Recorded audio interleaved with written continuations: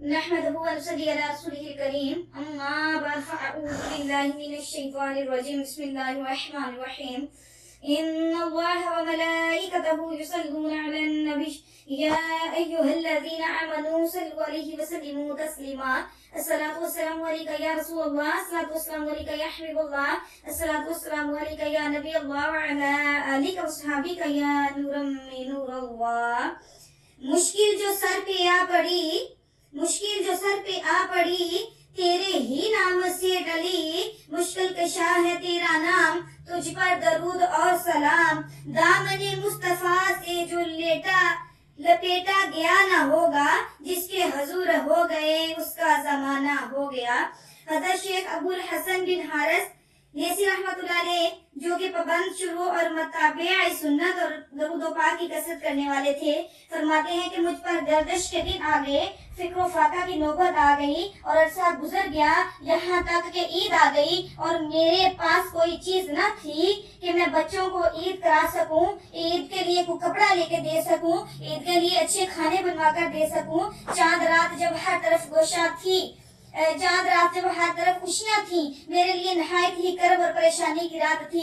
رات کچھ گھڑیاں گزری ہوں گی کہ کسی نے میرا دروازہ کھٹکھٹایا اور یوں معلوم ہوتا تھا کہ دروازے پر کچھ لوگ ہیں۔ جب میں نے دروازہ کھولا تو دیکھا کہ کافی لوگ ہیں، انہوں نے شمع اٹھائی ہوئی تھی اور ان میں سے ایک سفید پوش جو کہ اپنے علاقے کا رئیس تھا وہ آگے آیا۔ ہم حیران رہ گئے کہ اس وقت کیوں آیا ہے۔ اس رئیس نے کہا کہ میں آپ کو بتاؤں کہ ہم یہاں کیوں آئے ہیں۔ آج رات میں سویا تو کیا دیکھتا ہوں کہ شاہ کونین امت کے والی محمد مصطفیٰ صلی اللہ علیہ وسلم تشریف لائے ہیں اور مجھے فرمایا کہ ابو الحسن اور اس کے بچے بڑی تنگ دستی میں اور فکر و فاقہ کی زندگی گزار رہے ہیں، تجھے اللہ تعالیٰ نے بہت کچھ دے رکھا ہے، جا کر اس کی خدمت کر، اس کے بچوں کے لیے کپڑے لے جاؤ اور دیگر ضروریات کے خرچ وغیرہ کی چیزیں لے جاؤ تاکہ وہ اچھی طریقے سے عید گزار سکے اور خوش ہو جائے، لہٰذا یہ کچھ سامان اور عید کے لیے قبول کیجیے اور میں درزی بھی ساتھ لایا ہوں جو یہ کھڑا ہے، لہٰذا آپ بچوں کو بلائیں تاکہ ان کے لباس کی پیمائش کر لے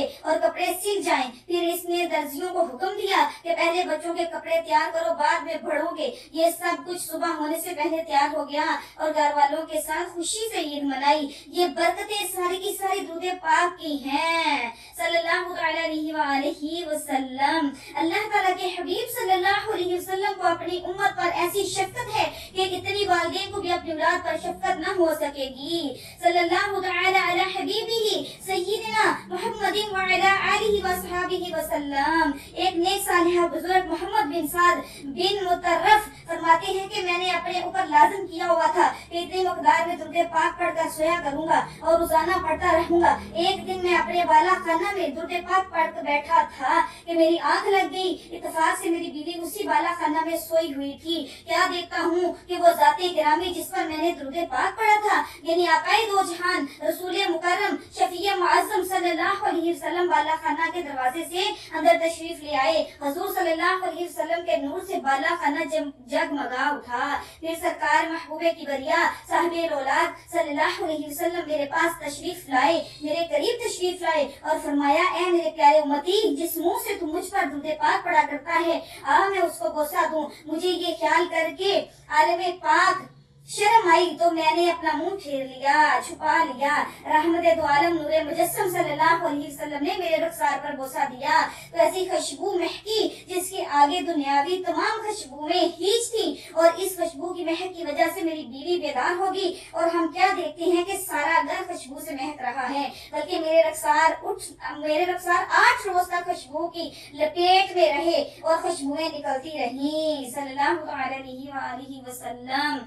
السلام علیکم ورحمۃ اللہ وبرکاتہ۔ درود پاک کی بہت ساری فضیلت ہیں، بہت ہی برکتیں ہیں۔ درود پاک پڑھنے سے تنگ دستی دور ہوتی ہے، درود پاک پڑھنے سے اگر دل کی گہرائیوں سے پڑھا جائے تو آقا علیہ الصلوۃ والسلام کا دیدار نصیب ہوتا ہے، آقا کا قرب نصیب ہوتا ہے۔ ہمیں دل کی گہرائیوں سے درود پاک پڑھنا چاہیے۔ درود پاک تو بہت ہی آسان چیز ہے، چلتے پھرتے اٹھتے بیٹھتے صلی اللہ علیہ محمد صلی اللہ علیہ وسلم پڑھتے رہیے اور اپنے بچوں کو بھی اس کی تلقین کیجیے۔ السلام علیکم ورحمۃ اللہ وبرکاتہ۔